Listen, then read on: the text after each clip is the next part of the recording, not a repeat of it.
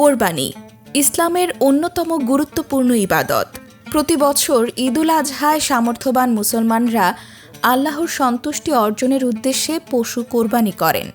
এই ইবাদতের মাধ্যমে হজরত ইব্রাহিম আলাইহিসসালাম ও হজরত ইসমাইল আলাইহিসসালামের ত্যাগ ও আনুগত্যের শিক্ষা স্মরণ করা হয়।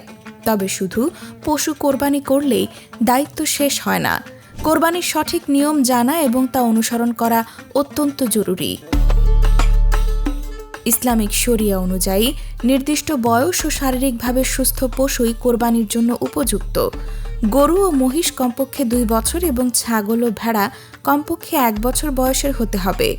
অসুস্থ, অন্ধ, খোড়া বা গুরুতর ত্রুটিযুক্ত পশু কোরবানি করা জায়েজ নয়। পশু নির্বাচনের সুস্থতা ও পরিচ্ছন্নতা গুরুত্বপূর্ণ। কোরবানির সময় নির্ধারিতভাবে ঈদের নামাজের পর থেকে জিলহজ মাসের 12 তারিখ সূর্যাস্ত পর্যন্ত। নামাজের আগে কোরবানি করলে তা গ্রহণযোগ্য নয়। পশুর প্রতি সদয় আচরণ করতে হবে, ধারালো ছুরি ব্যবহার করতে হবে এবং অযথা কষ্ট দেওয়া যাবে না। কোরবানির মাংস সাধারণত 3 ভাগে ভাগ করা উত্তম। 1 ভাগ নিজের পরিবারের জন্য, 1 ভাগ আত্মীয় স্বজনের জন্য এবং 1 ভাগ গরিব ও অসহায় মানুষের জন্য। কোরবানির পর বর্জ্য পরিষ্কার করা এবং পরিবেশ রক্ষা করা প্রত্যেকের ধর্মীয় দায়িত্ব। ধর্মীয় বিধান মানলে কোরবানির প্রকৃত শিক্ষা বাস্তবায়িত হয়। কোরবানি শুধুমাত্র পশু জবাই নয়, এটি আত্মত্যাগ, তাকওয়া এবং আল্লাহর প্রতি গভীর আনুগত্যের প্রতীক। মুসলমানদের উচিত নিয়ত শুদ্ধ রাখা এবং সমাজের সহমর্মিতা বৃদ্ধি করা।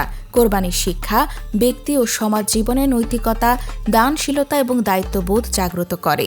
এটি ঈমানকে দৃঢ় করে এবং আল্লাহর নৈকট্য অর্জনের মাধ্যম হয়। তাই কোরবানির প্রতিটি ধাপে সততা ও সচেতনতা বজায় রাখা আবশ্যক। এভাবেই কোরবানির প্রকৃত উদ্দেশ্য পূর্ণতা পায় এবং সমাজে শান্তি আসে।